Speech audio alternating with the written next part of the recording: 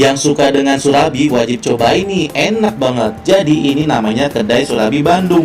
Tuh lihat tempatnya luas banget, besar banget, dan menunya banyak banget, kurang lebih ada 100 macam. Dan di sini nih cara memasaknya seperti ini. Walaupun dia menggunakan kompor gas, tapi dia masih menggunakan tungku dari tanah liat. Jadi masih tradisional banget. Dan beneran di sini toppingnya macem-macem banget, jadi banyak pilihan. Kalian wajib cobain nih yang suka banget dengan Surabi Bandung. Lokasinya ada di Jalan Basuki Rahmat, BKT, Jakarta Timur. Jadi kalau kalian penasaran wajib datang ke sini nih. Dan kalau kalian penasaran juga bisa dicek ya di YouTube gua untuk video fullnya. Dan sekali lagi nih guys, ini harganya juga nggak mahal, murah banget, pokoknya enak banget dan besar banget. Pokoknya sekali lagi wajib cobain nih. Tuh lihat, bikin ngiler kan? Surabi Bandung kekinian seperti ini tuh enak banget.